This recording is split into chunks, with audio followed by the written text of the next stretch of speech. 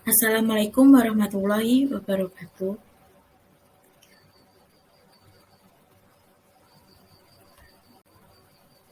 Selamat belajar, kalian bersemangat mengikuti sesi belajar yang seru hari ini.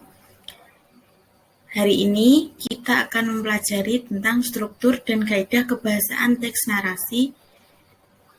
Nah, yang pertama adalah struktur teks narasi cerita fantasi, yaitu ada orientasi, komplikasi, resolusi, dan koda.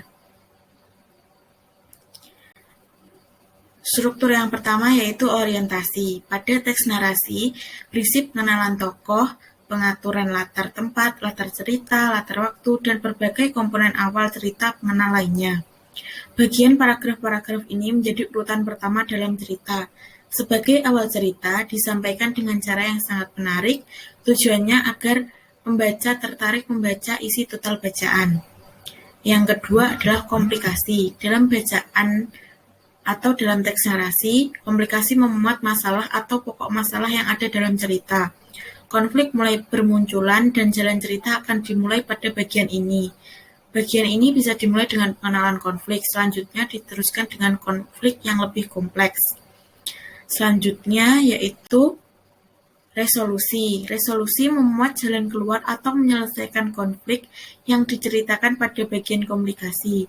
Bagian ini kejadian-kejadian mengalami fase hampir berakhir.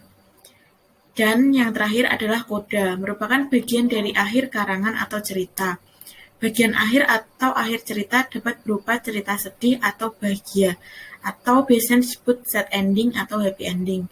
Tapi terkadang ada juga akhir cerita yang masih menggantung, seperti masih banyak pertanyaan dari cerita tersebut. Bagaimanakah akhirnya nanti, seperti itu. Lalu yang selanjutnya ada kaidah kebahasaan teks narasi. Yang pertama yaitu menggunakan kata kiasan atau gaya bahasa atau metafora. Kebanyakan itu menggunakan metafora. Menurut KBBI, metafora diartikan sebagai sebuah penggunaan kata atau kelompok kata yang bukan dalam arti sebenarnya, melainkan sebuah kiasan yang berdasarkan pada persamaannya atau perbandingannya. Metafora merupakan majas atau gaya bahasa yang membandingkan sesuatu dengan yang lainnya secara langsung. Contohnya dari metafora yaitu kamulah jantung hatiku, Raja Siang mulai keluar dari ufuk timur, Abdillah sudah menjadi bintang kelas di sekolahnya. Seperti itu ya. Dan masih banyak contoh-contoh lainnya.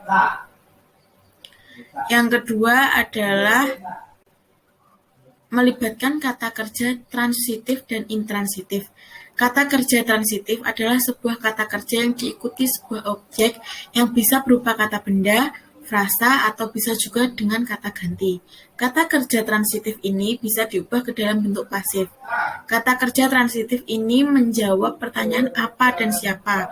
Contohnya adalah Intan makan buah mangga. Yang kedua ada kata kerja intransitif adalah sebuah kata kerja yang tidak membutuhkan objek.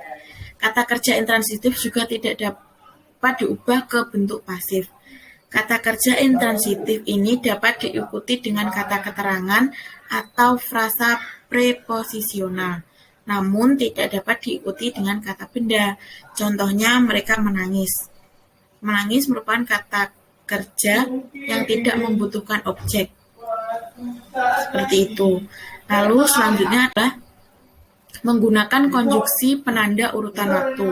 Konjungsi adalah kata atau ungkapan penghubung antar kata, antar frasa, antar klausa, dan antar kalimat. Contoh konjungsi penanda urutan waktu dalam teks narasi, ini misalnya biasanya bisa pakai pertama-tama, lalu, kemudian, ketika, akhirnya, selanjutnya, dan sebagainya. Seperti pada banyakan cerita fabel atau kancil, akhirnya kancil menang melawan buaya, seperti itu. Saya rasa materinya sudah cukup. Terima kasih atas perhatiannya. Terima kasih sudah mengikuti pembelajaran hari ini. Wassalamualaikum warahmatullahi wabarakatuh.